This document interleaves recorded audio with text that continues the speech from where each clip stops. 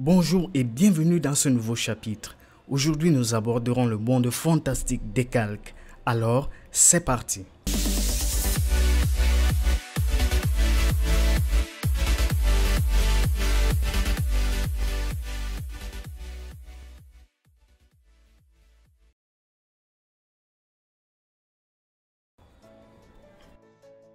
Ouvre Photoshop. Clique sur Ouvrir et navigue dans ton disque dur et choisis cette image que tu as téléchargée dans le dossier de la formation. Ici à gauche, dans la fenêtre des calques, tu as ce qu'on appelle un calque. Il s'agit du calque d'arrière-plan. Sur ce calque, tu as une vignette de ton image et le nom de ton image.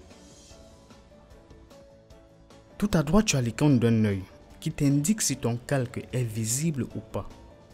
En cliquant dessus, tu désactives le calque. Et par là, tu dis à Photoshop de ne pas afficher ton image.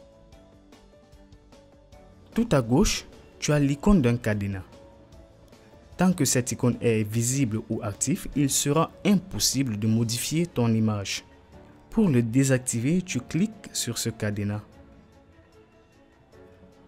Et pour l'activer, tu cliques ici en haut.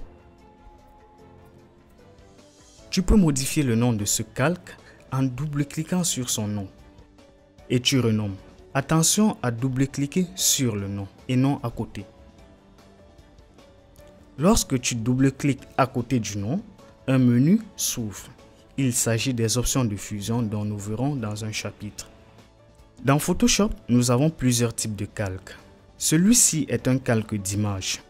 Nous avons également ce qu'on appelle les calques de réglage, qui sont très utilisés en photographie. Ils ne font pas l'objet de cette formation. Néanmoins, on peut aborder l'utilisation de 3 de ces calques. Clique ici et choisis noir sur blanc. Dans la fenêtre des calques, un nouveau calque s'est ajouté au-dessus du premier calque. Les calques sont une superposition d'objets. Ton calque noir sur blanc s'est placé au-dessus du calque de ton image. Et c'est parce qu'il est au-dessus qu'il filtre ton image. Clique, maintiens et déplace ce calque vers le bas. Maintenant, l'image est au-dessus du calque noir et blanc. C'est pour cela que le filtre ne s'applique pas sur l'image. Clique, maintiens et déplace ce calque vers le haut. Ce rectangle blanc représente le masque, dont nous verrons dans le chapitre sur les masques de fusion. Sélectionne ce calque et va dans la fenêtre des propriétés. Ici, tu as les propriétés de ce calque. Tu peux régler le niveau du noir sur blanc de ton image. Repars dans la fenêtre des calques et supprime ce calque. Soit clic droit, supprimer le calque, ou tout simplement tu appuies sur la touche supprimer de ton clavier. Clique ici et choisis calque de couleur unie. Nous utiliserons beaucoup ce calque. Comme son nom l'indique, il ajoute un calque avec un fond de couleur unie. Un nouveau calque s'est ajouté. Supprime ce calque. Clique ici et choisis calque de dégradé. Comme son nom l'indique, il ajoute un calque avec un fond de dégradé.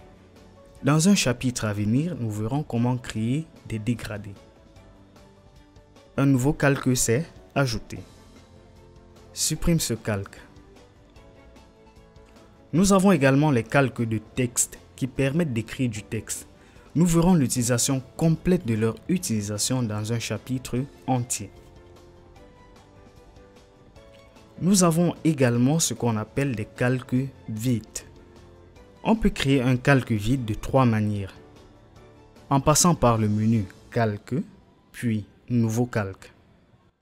Ou en utilisant tout simplement le raccourci clavier CTRL plus SHIFT N. Ou bien en cliquant ici. Clique ici. Tu as un nouveau calque qui s'est ajouté. Mais on ne constate aucun changement sur l'image. C'est tout à fait normal. Ce calque est vide. Il ne contient rien pour le moment. Prends cet outil, l'outil pinceau. Ne cherche pas à comprendre comment il fonctionne, nous y reviendrons dans le prochain chapitre. Clique là et entre 360 et dessine sur ton image. Là, on vient de dessiner sur le calque vierge et non sur notre image. Autrement dit, le calque vierge contient notre dessin. Crée un autre calque vide en cliquant ici. Un nouveau calque vide s'est ajouté. Clique ici et choisis une couleur au hasard. Avec l'outil pinceau, dessine. Dans la fenêtre des calques, tu peux masquer la visibilité de tes calques en cliquant ici. Active leur visibilité. Le deuxième dessin au-dessus du premier et les deux sont au-dessus de l'image. Tu peux inverser cet ordre. Déplace le calque 2 sous le calque 1. Maintenant, le premier dessin est au-dessus du deuxième. Rétablis l'ordre de départ. Pour agir sur un calque, tu dois le sélectionner dans la fenêtre des calques. Ici en haut, tu as la possibilité d'agir sur l'opacité, c'est-à-dire la transparence de ce calque. Clique et baisse ce chiffre. Tu constates que ton objet a baissé en transparence. Plus ce chiffre est petit, plus ton calque est transparent. 0% veut dire que ton calque est complètement transparent. Plus ce chiffre est grand, plus ton calque est opaque.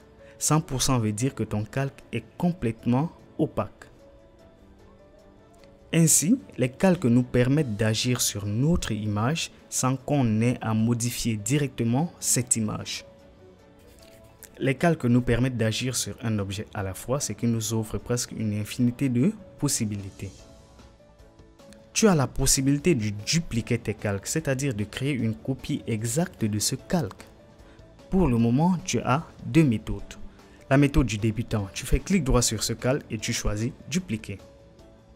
La méthode du professionnel, tu sélectionnes ton calque et tu fais CTRL+J.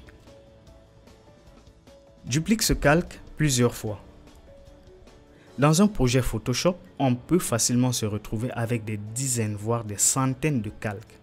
Si on n'est pas ordonné, on s'y perd très vite.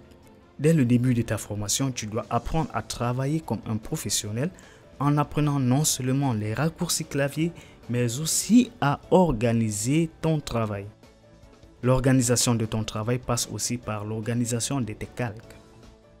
Pour organiser tes calques, tu peux les ajouter dans des dossiers ou des sous-dossiers. Voyons comment faire. Sélectionne tes calques. En appuyant sur la touche CTRL, tu peux sélectionner plusieurs calques. Tu vas les ajouter dans un dossier. Tu as deux méthodes dont je te recommande. La première en utilisant le raccourci CTRL+G. La deuxième en cliquant ici après avoir sélectionné tes calques. Sélectionne ces calques et fais CTRL+G.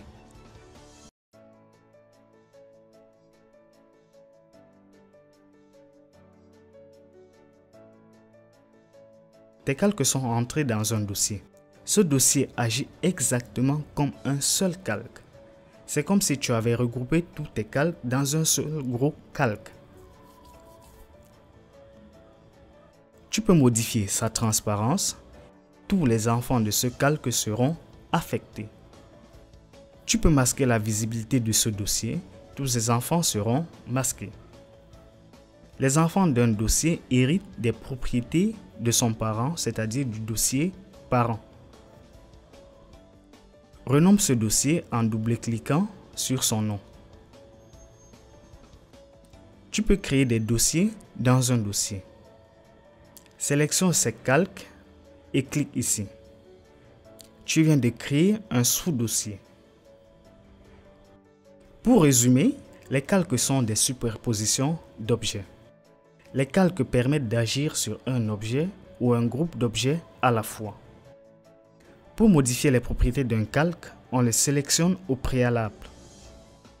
On peut verrouiller un calque pour empêcher toute modification de l'objet de ce calque. On peut modifier l'opacité d'un calque. On peut masquer la visibilité de l'objet d'un calque. On peut dupliquer un calque pour en créer une copie conforme. Et enfin, on peut regrouper les calques dans des dossiers et des sous-dossiers. Cela permet d'organiser son travail. Conseils et astuces. Il est fortement déconseillé d'ajouter des objets directement sur l'image. On préférera utiliser des calques vides. Exercice d'application. Crée un document Photoshop aux dimensions 4000 par 4000 pixels, résolution 300 dpi.